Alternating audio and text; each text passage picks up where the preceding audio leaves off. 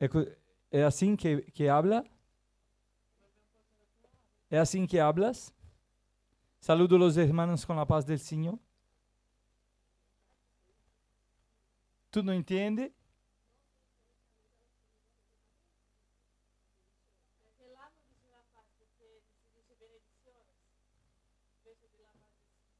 Ah, voi non vi salutate con la pace? Dite benedizioni. Benedizione, hermana. Dio ti bendiga.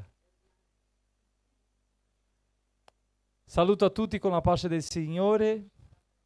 In piedi come siamo, preghiamo. Padre, vogliamo ringraziarti per questo momento, per la tua benedizione, per la tua grazia, per questa giornata che ci hai dato di tante benedizioni. Continua a aiutarci, a guidarci, a benedirci.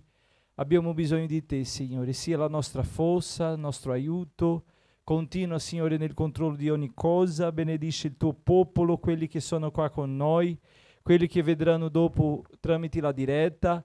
Benedisce, Signore, questa Chiesa, le basi missionarie, i missionari. Vorrei chiederti, Signore, di aiutarli. Vedi anche lo studio biblico a Pisa e tutti i fratelli che sono lì, Signore. Benedisce per la gloria del tuo santo nome. Amen. Lodiamo al Signore con la missionaria.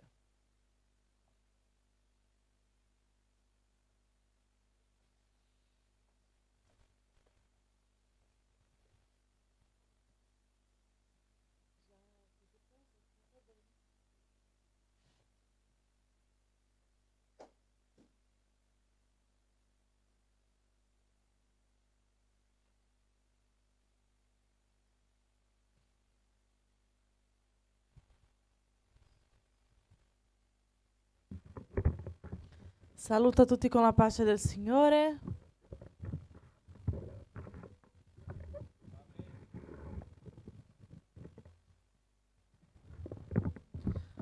Lodiamo quel numero 689. 689.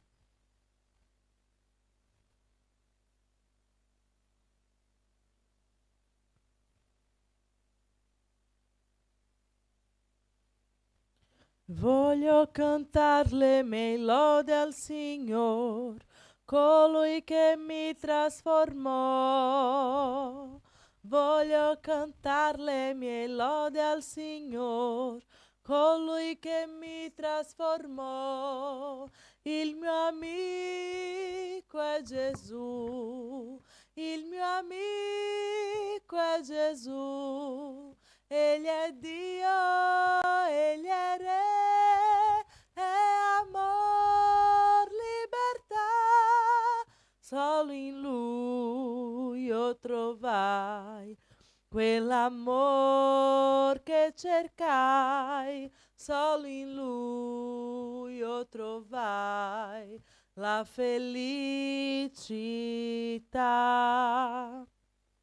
Voglio cantar le mie lodi al Signor, colui che mi trasformò. Voglio cantar le mie lodi al Signor, colui che mi trasformò. Il mio amico è Gesù, il mio amico è Gesù. Egli è Dio, Egli è Re, è amor, libertà. Solo in Lui io trovai quell'amor che cercai. Solo in Lui io trovai la felicità.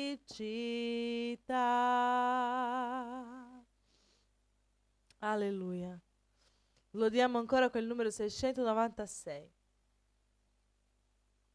Non c'è Dio grande come te, no non c'è, no non c'è, non c'è Dio grande come te, no non c'è, no non c'è, non c'è chi può fare le cose come quelle che fai tu. Non c'è chi può fare le cose come quelle che fai tu, né per potenza e né per forza, ma per il tuo Santo Spirito, né per potenza e né per forza, ma per il tuo Santo Spirito. Ed anche i monti si muoveranno, ed anche i monti si muoveranno, ed anche i monti si muoveranno per il tuo Santo Spirito. Amen.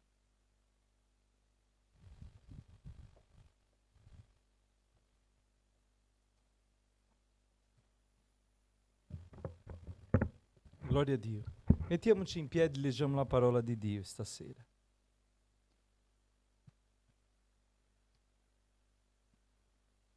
A figura sua preghiera di mattina.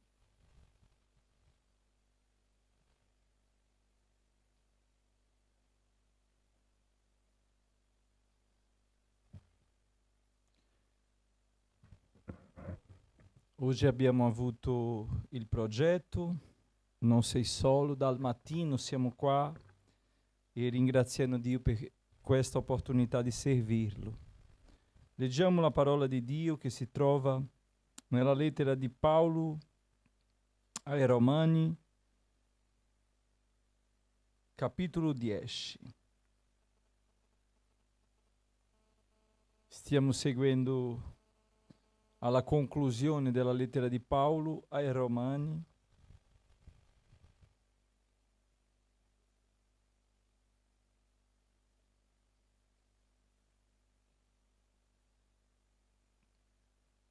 Avremo ancora 6 giovedì in cui parleremo della lettera di Paolo ai Romani. Questa serie di studi della parola di Dio. Capitolo 10 ai Romani. Fratelli, il desiderio del mio cuore e la preghiera che rivolgo a Dio per Israele e per la sua salvezza. Rendo loro testimonianza, infatti, che hanno lo zelo per Dio, ma non secondo conoscenza, poiché ignorando la giustizia di Dio e cercando di stabilire la propria giustizia, non si sono sottoposti alla giustizia di Dio, perché il fine della legge è Cristo, e per la giustizia di ognuno che crede. Mosè infatti descrive così la giustizia che proviene dalla legge. L'uomo che fa quelle cose vivrà per esse, ma la giustizia che proviene dalla fede dice così: non dire in costui chi salirà in cielo, questo significa farne discendere Cristo. Ovvero, chi scenderà nell'abisso? Questo significa far risalire Cristo dai morti. Ma che dice essa? La parola è presso di te, la tua bocca è nel tuo cuore. Questa è la parola della fede che noi predichiamo. Poiché se con la tua bocca avrai confessato il Signore Gesù, e nel tuo cuore avrai creduto che Dio lo ha risuscitato dai morti, sarai salvato. Col cuore infatti si crede per ottenere giustizia e con la bocca si fa confessione per ottenere la salvezza. Perché la scrittura dice: chiunque crede in Lui non sarà svergognato, poiché non c'è distinzione fra il giudeo e il greco, perché uno è il Signore di tutti, ricco verso tutti quelli che lo invocano. Infatti, chiunque avrà invocato il nome del Signore sarà salvato. Come dunque invocheranno colui nel quale non hanno creduto? E come crederanno in colui del quale non hanno udito parlare? E come udiranno se non c'è chi predichi? E come predicheranno se non sono mandati?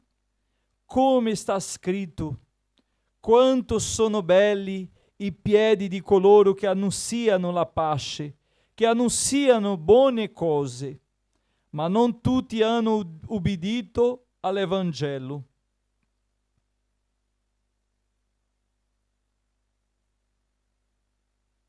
Perché Isaia dice: Signore, chi ha creduto alla nostra predicazione?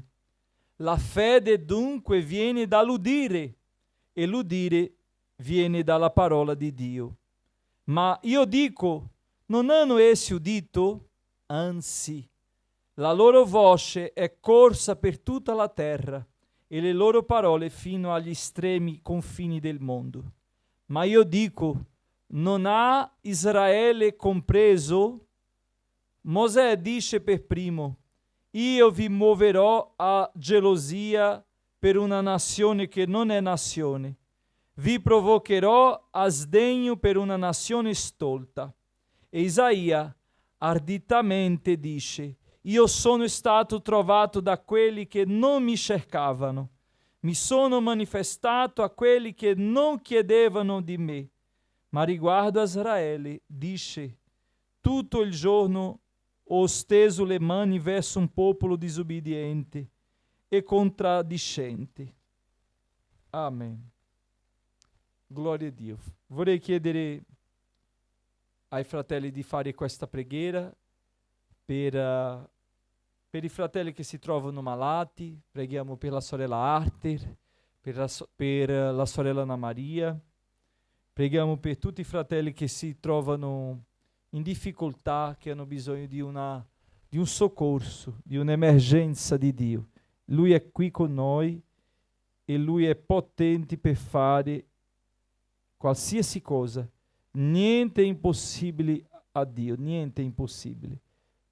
Quindi preghiamo perché Dio possa guarire, battezzare nello Spirito Santo. Preghiamo perché il Signore possa portare un risveglio spirituale in questa conferenza missionaria 2025.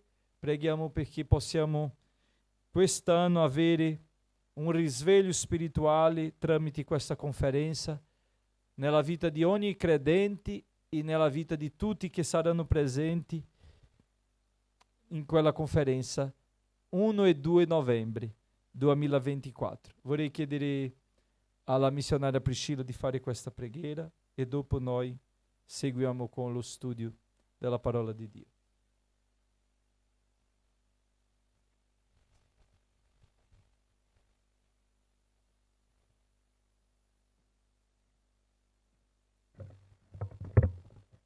Preghiamo, Signore Gesù. Veniamo a te, Padre, in questo momento, a presentarti le richieste di preghiera. Signore, ti chiediamo, Signore, che tu possa essere vicino, Signore, a quelli che hanno bisogno in questo momento, che tu possa, Signore, dare salute a quelli che sono malati.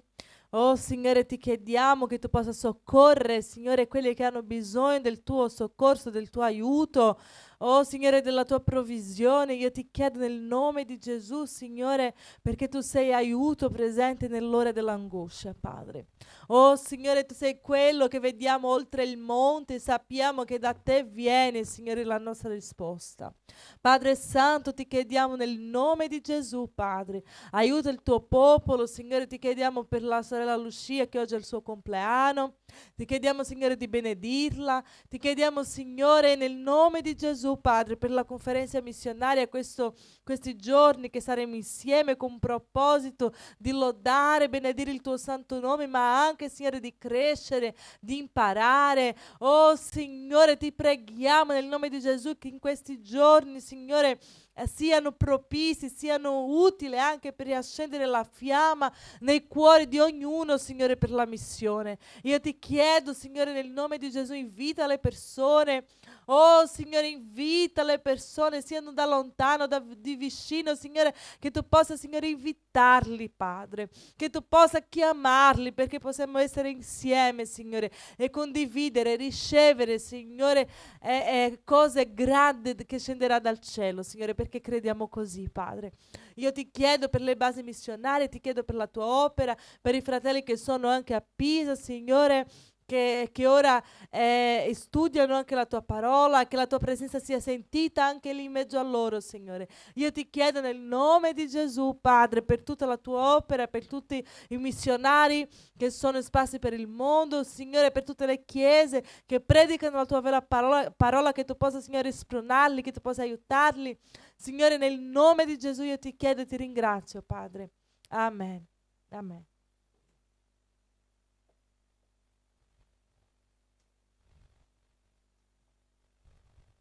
Accomodatevi, fratelli, per favore.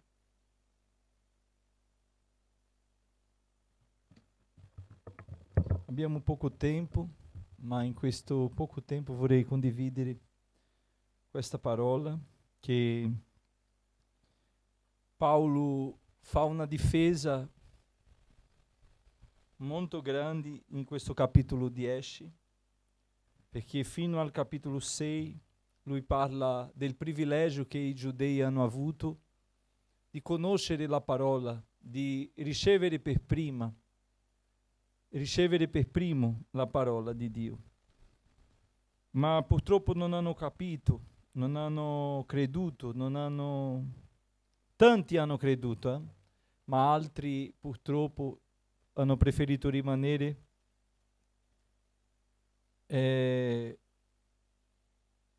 nella loro fede, pensando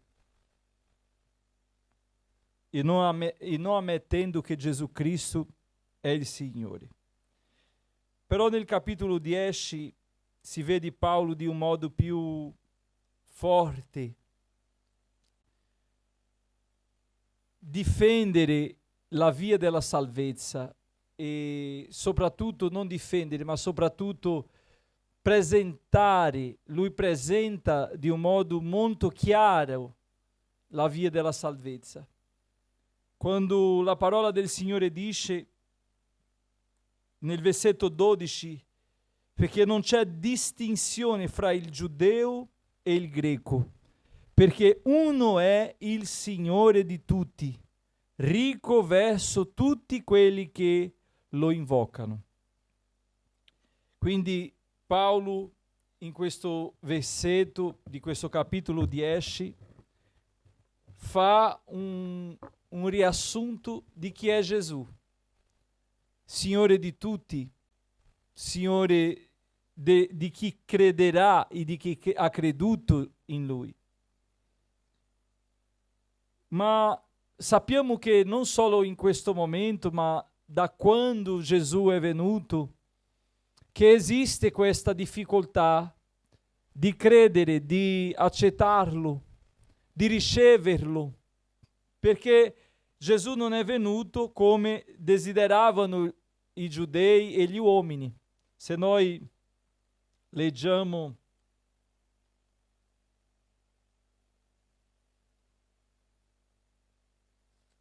il Vangelo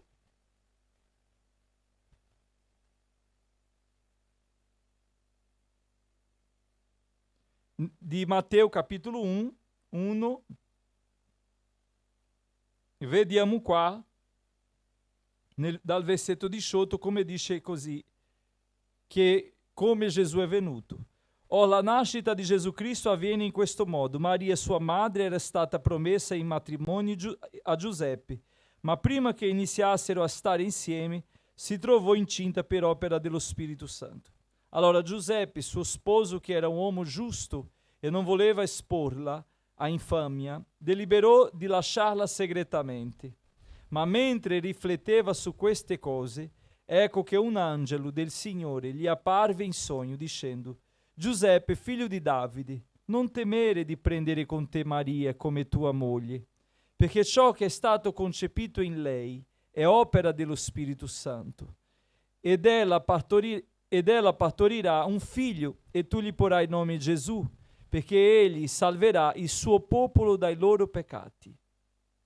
Or tutto ciò avvenne affinché si adempisse quello che era stato detto dal Signore per mezzo del profeta che dice: ecco, la Vergine sarà incinta e partorirà un figlio, il quale sarà chiamato Emanuele, che interpretato vuol dire Dio con noi. E Giuseppe, destatosi dal sonno, fece come l'angelo del Signore gli aveva comandato e prese con sé sua moglie. Ma egli non la conobbe finché ella ebbe partorito il suo figlio primogenito e gli pose nome Gesù. Allora, questa storia la sappiamo. Io volevo soltanto ricordarla che nel versetto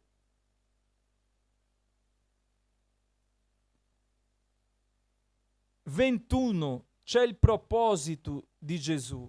Ed ella partorirà un figlio e tu gli porrai il nome Gesù perché egli cosa farà? Salverà il suo popolo dai loro peccati. Perché cosa Gesù è venuto? Per togliere la condanna del peccato che era su di noi. È vero che siamo ancora in un corpo corruttibile, fallibile, in un corpo inchinato al peccato, ma non più condotto dal peccato.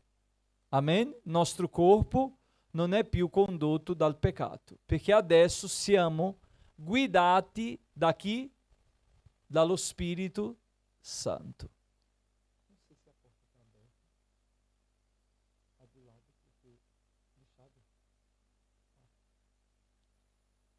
Quindi Gesù viene come soluzione di Dio per la salvezza degli uomini. Quando l'angelo annuncia a Giuseppe, parla il proposito, dice perché lui salvi il suo popolo. Molte persone interpretano questo il suo popolo come fosse Israele, perché Gesù era di nazionalità ebreo. Ma nel versetto ai Romani Paolo fa chiarezza sulla la profezia e sulla parola. Lui dice: rendo loro testimonianza, infatti, che hanno lo zelo per Dio, ma non secondo conoscenza, poiché ignorando la giustizia di Dio e cercando di stabilire la propria giustizia, non si sono sottoposti alla giustizia di Dio. Perché il fine della legge chi è? È Cristo. Gesù chi era e chi è? Il Cristo di Dio, perché la parola Cristo vuol dire il Messia. Gesù Cristo, il modo giusto di parlare sarebbe Gesù il Cristo, perché è il Cristo di Dio.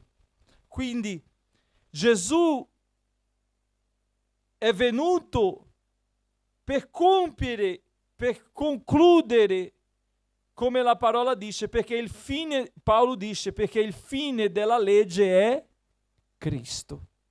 Finisce tutto in Cristo e comincia tutto in Cristo.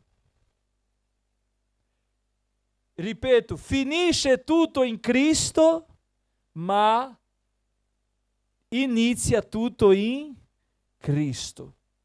Quindi Paolo qua diceva che loro rendono testimonianza, hanno zelo per Dio, ma non secondo conoscenza, ossia questo che hanno e che difendono e che parlano, non parlano tramite lo Spirito, tramite la conoscenza di Dio, parlano secondo la loro giustizia. Paolo ha detto, ignorando la giustizia di Dio, hanno cercato di stabilire la propria giustizia. Non si sono sottoposti alla giustizia di Dio. Come non si sono sottoposti? Non hanno accettato a Gesù. Non hanno ricevuto Gesù. Hanno rifiutato. Ma non soltanto gli ebrei che hanno rifiutato. Tanti oggi rifiutano, non accettano, non considerano. Io quando sono a evangelizzare, dico alle persone, volendo o non volendo, Gesù è il Signore. Se tu credi o se tu non credi, Gesù Cristo è il Signore. Se tu accetti o non accetti, Gesù Cristo è il Signore. Perché Gesù non è una religione, Gesù è il Signore. Gesù non è un modello di cultura, Gesù è il Signore. Gesù è il Cristo di Dio inviato sulla terra, come dice la parola di Dio in Giovanni, capitolo 1. Nel Vangelo di Giovanni, di Gesù secondo ha scritto Giovanni, dice così: nel principio era la parola, e la parola era presso Dio, e la parola chi era? Dio. Egli, la parola, era nel principio con Dio. Tutte le cose sono state fatte per mezzo di Lui, la parola, e senza di Lui nessuna delle cose fatte è stata fatta. In Lui era la vita, e la vita era la luce degli uomini. E la luce risplende nelle tenebre, e le tenebre non l'hanno compresa. Vi fu un uomo mandato da Dio, in cui nome era Giovanni. Questi venne come testimone per rendere testimonianza alla luce, affinché tutti credessero per mezzo di lui. Egli non era la luce, ma fu mandato per rendere testimonianza alla luce. Egli, la parola, era la luce vera, che illumina ogni uomo che viene nel mondo. Egli, la parola, era nel mondo, e il mondo fu fatto per mezzo di lui, ma il mondo non l'ha conosciuto. Egli è venuto in casa sua, e i suoi non hanno ricevuto. Ma a tutti coloro che l'hanno ricevuto, egli ha dato l'autorità di diventare figli di Dio, a quelli cioè che credono nel suo nome, i quali non sono nati da sangue, né da volontà di carne, né da volontà di uomo, ma sono nati da Dio. E la parola si è fatta carne e ha abitato fra di noi. E noi abbiamo contemplato la sua gloria, gloria come dell'unigenito proceduto dal Padre, piena di grazia e di verità. Alleluia. Lui è venuto, lui che era già, lui che da sempre è stato, è venuto, e la Bibbia dice che non l'hanno ricevuto. Ma tutti quanti lo hanno ricevuto, gli ha dato cosa? L'autorità di diventare figli di Dio. Che meraviglia, che cosa profonda. E è questo che Paolo si riferisce nel capitolo 10. Che quegli uomini non hanno riconosciuto, ma non è perché non hanno ricevuto, non hanno riconosciuto che è finito lì. No. La Bibbia dice che la grazia di Dio è multiforme. Alleluia. La grazia di Dio non è limitata. La grazia di Dio non è con misura. La grazia di Dio non esiste un parametro umano per definirla. Non esiste. Dio opera come vuole. E nessuno può impedire, interrompere il suo operare. Non hanno creduto, ma l'opera non è finita lì, con l'incredulità. Settimana scorsa abbiamo parlato su questo campo di incredulità. Ma l'incredulità non ha fermato la potenza di Dio. Non ha fermato la potenza di Dio. Ma Paolo dice che finisce in Cristo e si inizia in Cristo. E cosa si inizia in Cristo? inizia l'opera salvifica. Versetto 9 dice: poiché se con la tua bocca avrai confessato il Signore Gesù e nel tuo cuore avrai creduto che Dio lo ha risuscitato dai morti, sarai salvato. Potevamo entrare qua in un discorso di salvezza, della dottrina della soteriologia, che è la dottrina della giustificazione, e noi siamo salvati, giustificati per fede, non per opera, per fede.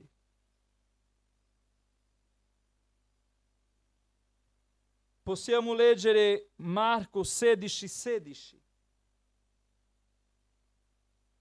Vangelo di Gesù secondo ha scritto San Marco, capitolo 16, versetto 16.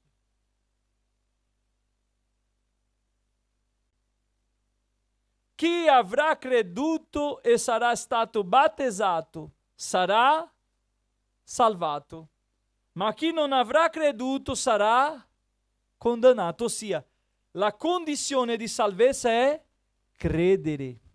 Ma pastore, allora è molto facile essere salvati. Sì, ma questo credere non è un credere soltanto che apriamo la bocca e diciamo io credo.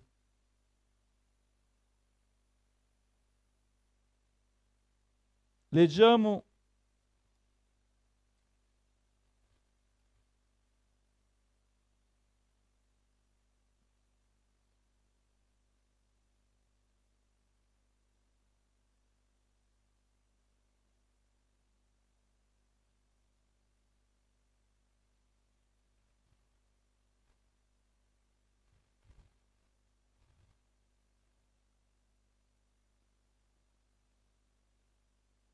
Luca, capitolo 10, versetto 27.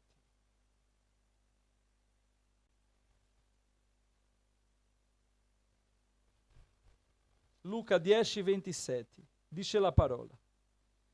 E quegli rispondendo disse: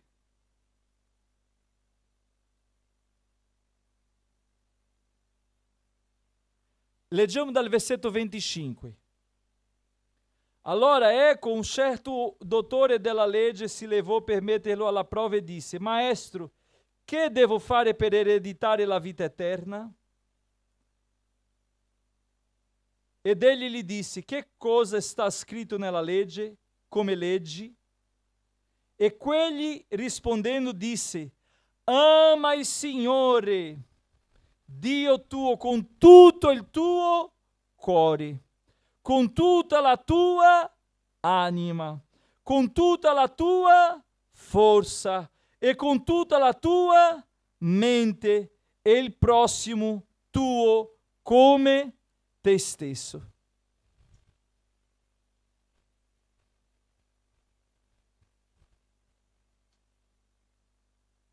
Fratelli, credere è dimostrare, non è parlare.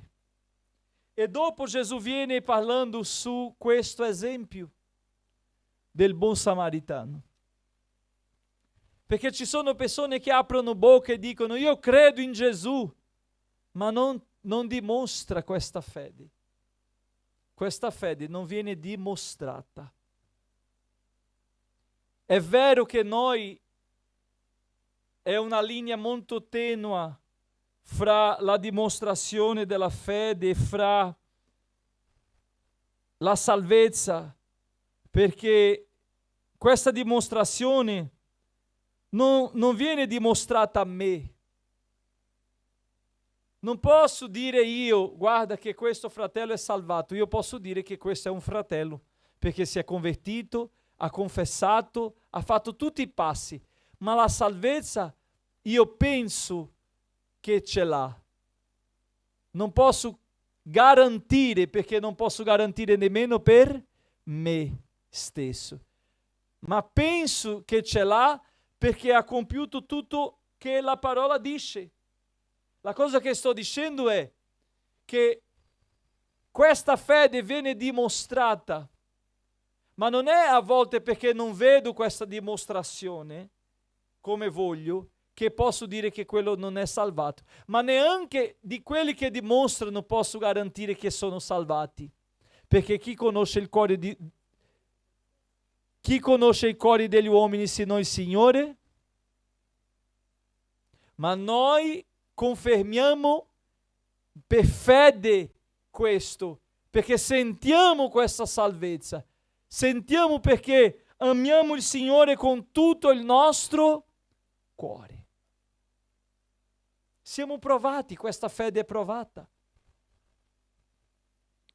Quindi Paolo viene in questo capitolo parlando che Gesù è venuto per salvare, Gesù è venuto per liberare, ma noi abbiamo bisogno di fare i passi.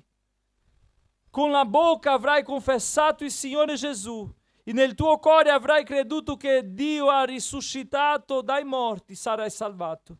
Versetto 10 lui continua dicendo: col cuore infatti si crede per ottenere giustizia e con la bocca si fa confessione per ottenere salvezza. Paolo dice perché si deve credere col cuore: per ottenere giustizia. Che giustizia è questa? È la giustizia che Gesù si è fatto peccatore al posto nostro e ha portato su di sé le nostre colpe.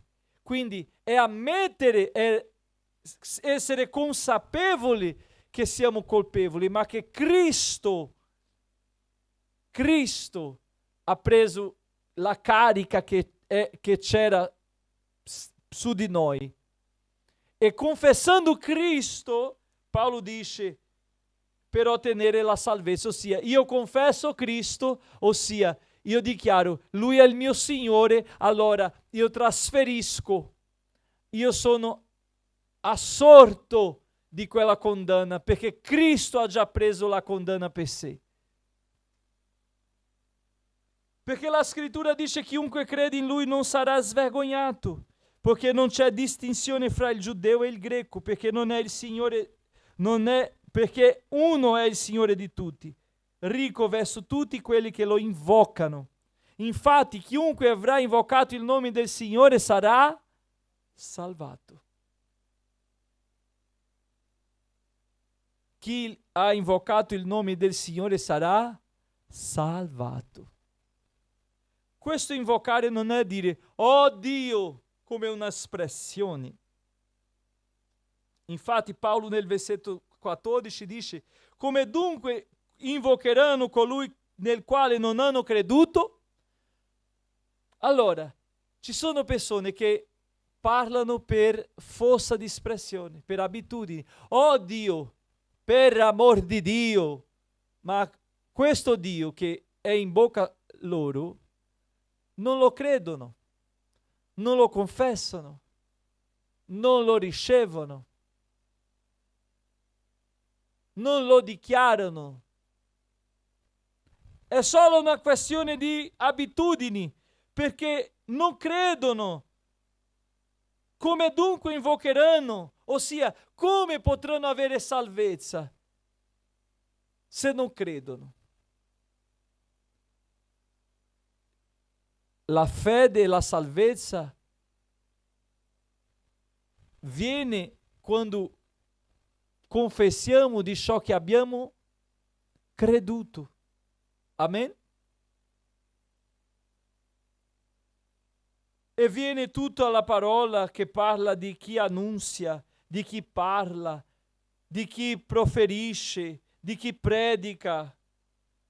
E tante volte noi rifiutiamo e siamo rifiutati.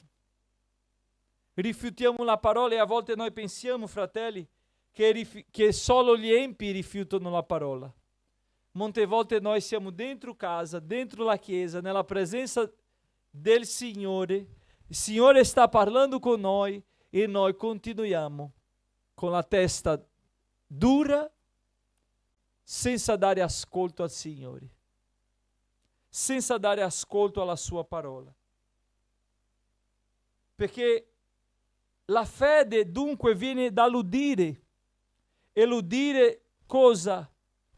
L'udire viene dalla parola di Dio. Versetto 18 è questo che sto parlando, ma io dico, non hanno essi udito? Paolo si riferisce agli ebrei che ascoltavano tutti i sabati nella loro sinagoga cosa? Le profezie, la parola.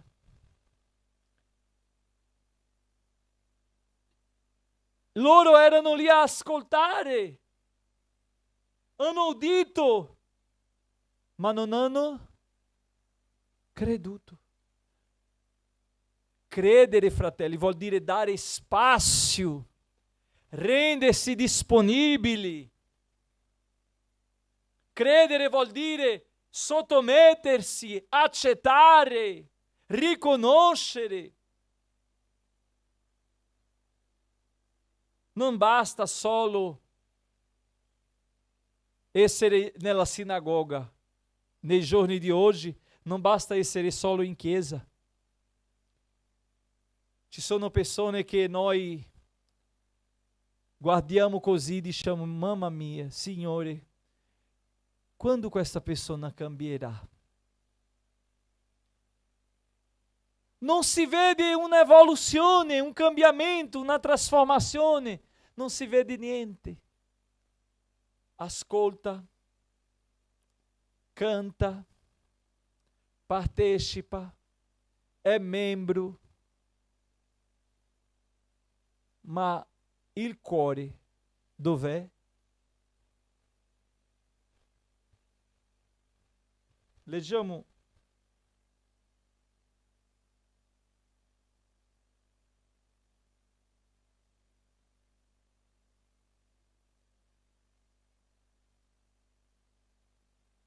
Matteo capítulo 6, versetto 21.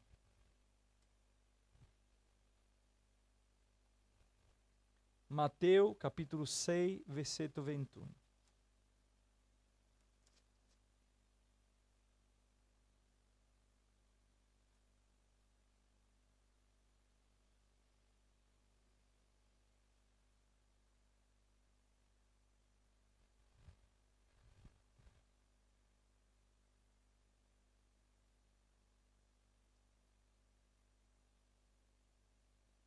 Perché dov'è il vostro tesoro, là sarà anche il vostro cuore.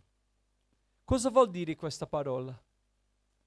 Dov'è il vostro tesoro? Il tesoro è una cosa che la persona lavora per quello, che la persona ha una stima, che la persona desidera, che la persona cura, protegge. Quindi in quel tesoro c'è tutto lì, in quel tesoro. Tutta la vita, tutti i sentimenti, c'è tutto lì. E Gesù dice, perché dov'è il vostro tesoro, là sarà anche il vostro cuore. Qual è la ricchezza della tua vita? A volte il nostro tesoro pensiamo soltanto nelle cose materiali, ma ci sono persone che occupano spazio dove non dovevano e diventano tesori.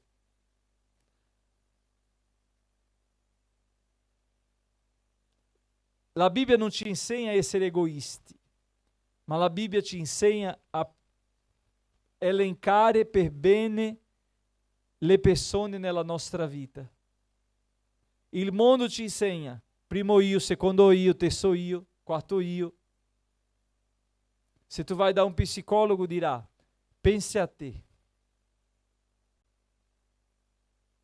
Quando leggiamo la parola, vediamo che la parola dice prima Dio, dopo gli altri, dopo te.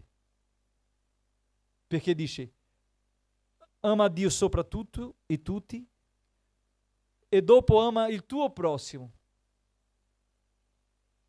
come a te stesso. Metti le persone al posto nostro. Metti gli altri al posto nostro. È Bibbia. Non sono io che parlo, è la Bibbia. E a volte le persone occupano posti che non devono, e sa qual è il problema? Rimaniamo nella delusione. Perché quando mettiamo una persona in un posto che non è il suo, aspettiamo che quella persona ci contraccambi l'onore che riceve da noi. E non potrà, perché quelle persone non possono occupare il primo posto, perché non possono contraccambiare l'onore come chi deve rimanere al primo posto. Ci sono genitori che mettono i figli al primo posto. È bello questo. Ci sono persone che mettono la moglie al primo posto, genitori. Ci sono mariti che mettono la moglie, i figli che mettono la mamma, il papà al primo posto. È bello vedere, e la Bibbia parla di onorare suo padre, sua madre. La Bibbia insegna a amare la sposa come Cristo ama la Chiesa. La Bibbia parla che i figli sono eredità di Dio. Ma la Bibbia non parla che nessuno occupa il primo posto, se non Dio. Quando noi riusciamo a capire questo, cominciamo a fare un cambiamento nella nostra vita e cominciamo a avere degli atteggiamenti diversi e risposte diverse. Magari tu che mi vedi oggi, che mi ascolti, stai avendo risposte negative nella tua vita e non riesci a seguire avanti, sei come le onde del mare, vai e torna, vai e continua così la tua vita, non cambia. Io ti invito a fare una autoanalisi di chi occupa il primo posto nella tua vita, ma davvero, una analisi critica, una autoanalisi proprio critica, come se tu stessi giudicando altre persone, non te, ma che tu sei la persona lì a essere giudicata, per capire non con parole, ma nelle tue azioni chi è il primo posto, di chi appartiene il primo posto della tua vita. Quindi questo ascoltare è importante, siamo qua ad ascoltare, ma cosa sta cambiando nella nostra vita ciò che stiamo a ascoltare? Ci sono persone che fanno corso di teologia, io sono un amante della teologia. Ci sono persone che studiano missiologia, io sono un amante della missiologia. Non sto qui condannando lo studio, ma io sto qui dicendo che non valerà la pena fare niente se tu prima non organizzi la tua vita, perché tu avrai soltanto successo con altre cose, in altre aree della tua vita, quando tu organizzerai la tua vita elencando la priorità della tua vita. Vorrei leggere ancora Luca capitolo 18.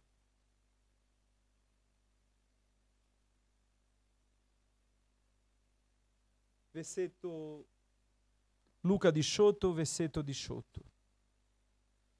E uno dei capi lo interrogò dicendo: Maestro buono, che devo fare per ereditare la vita eterna?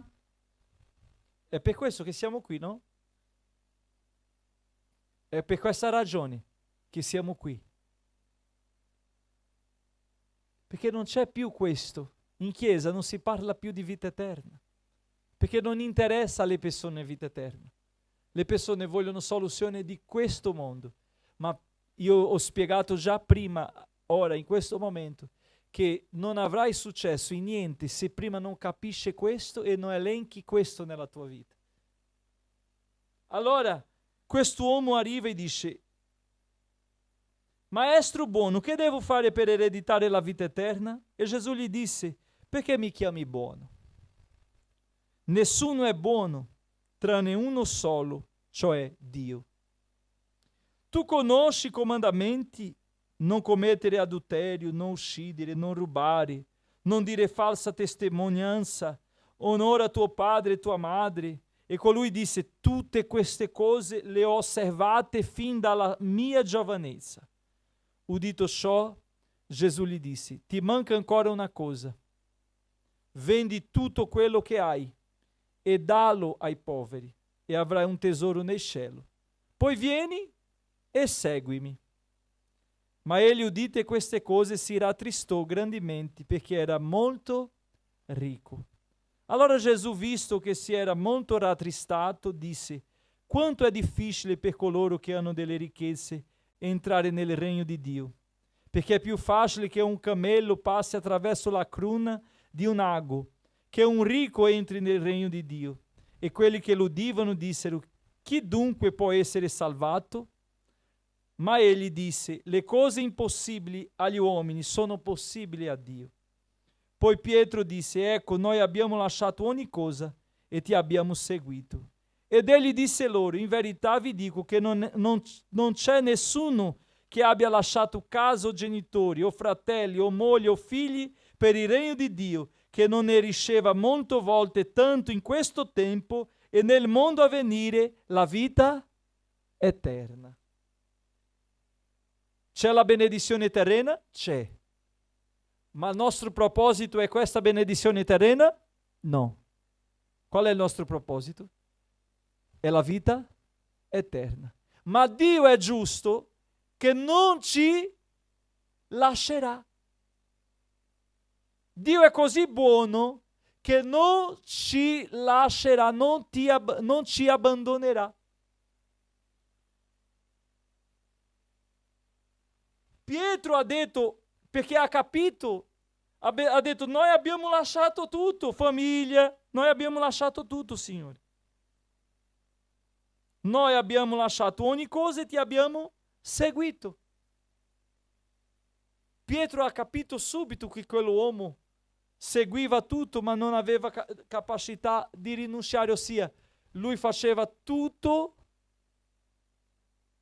visibilmente, ma il suo cuore, chi stava chiedendo a lui di fare quello? Era Gesù. E chi è Gesù? Emanuele, Dio con noi. Allora Gesù stava dicendo a lui di fare quello e lui non ha visto la capacità che il Signore poteva mantenerlo, sostenerlo. Finisco.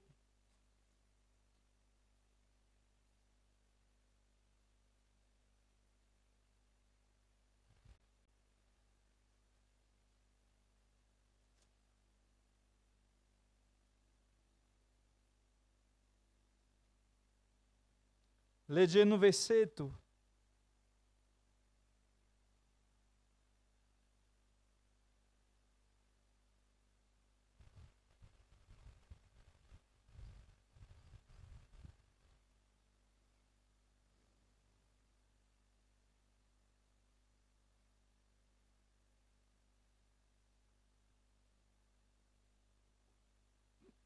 Ebrei 11, 6. Ora, senza fede è impossibile piacergli, perché chi si accosta a Dio deve credere che Egli è e che Egli è il rimuneratore di quelli che lo cercano. Rimuneratore viene di rimunerazione.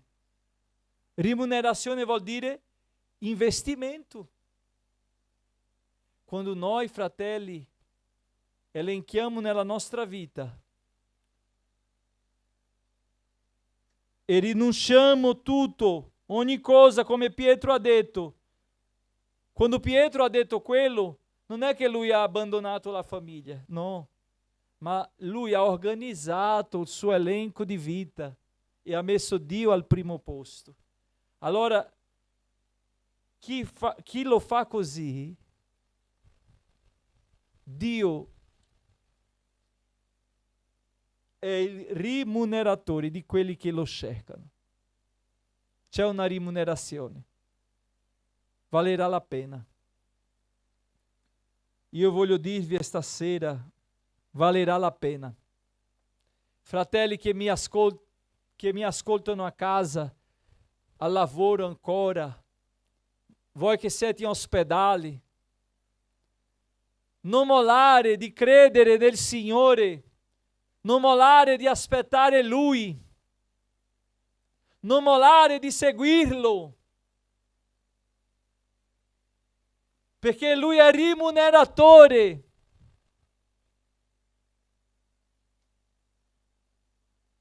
Valerà la pena. Che Dio vi benedica.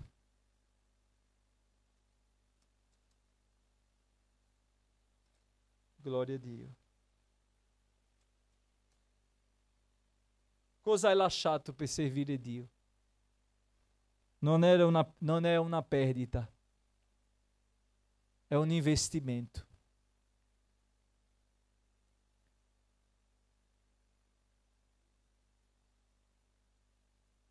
Crediamo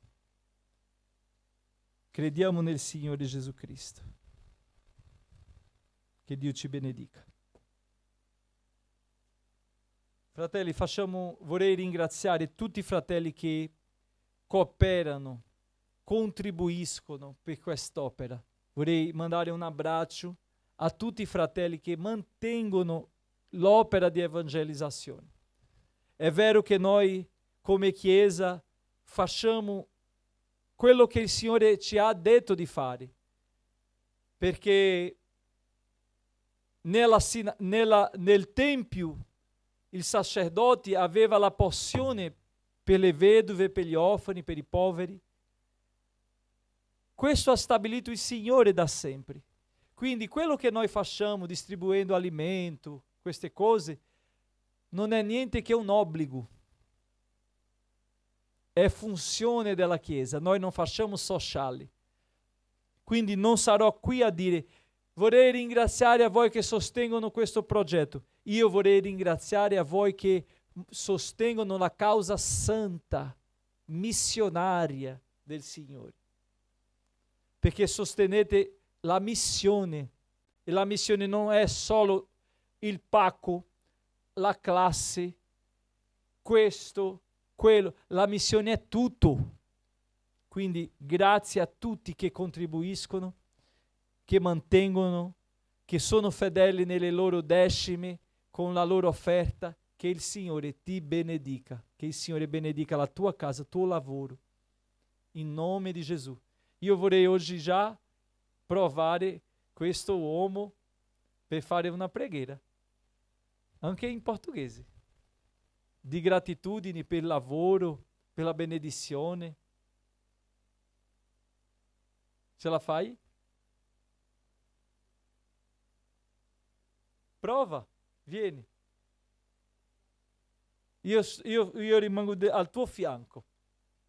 Eu fico do seu lado. Venha fazer esta oração de agradecimento pelas bênçãos. Ringraziamo per le benedizioni, per la cura del Signore. Fratello Alessandro.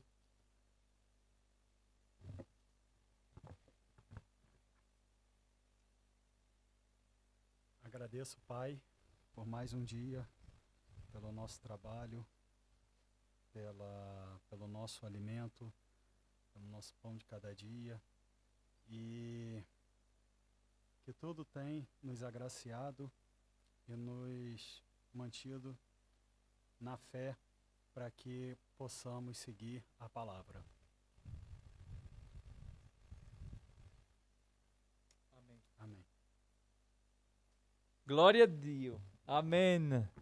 Ringraziamo il Signore per la benedizione che possiamo stasera fare, voi che avete portato le vostre offerte, la decima, fate con gioia al Signore, tutti noi che abbiamo portato nella casa del Signore possiamo mantenere. Te che sei a casa puoi fare anche la tua contribuzione. Che Dio ti benedica abbondantemente. Mettiamoci in piedi. Non abbiamo tanto tempo, ma vorrei chiedere alla missionaria di fare questa raccolta e noi che siamo qua contribuiremo e voi che siete a casa e volete fare, fate con gioia. Dio vi benedica. Vorrei avvisarvi che il 1 e 2 novembre sarà la nostra conferenza missionaria 2024. Il tema di quest'anno è tempo di restaurazione. Io vi racconterò come il Signore mi ha dato questo tema in un video.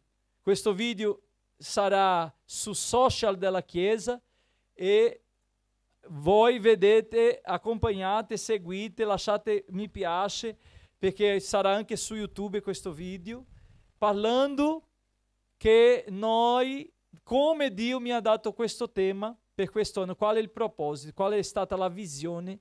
Io vorrei condividere tutto questo perché vorrei coinvolgere la Chiesa in questa stessa visione, perché possiamo vivere quei 2 giorni, una pienezza dello Spirito, la completezza della visione, perché possiamo ricevere tutto che il Signore ha riservato per noi. Amen?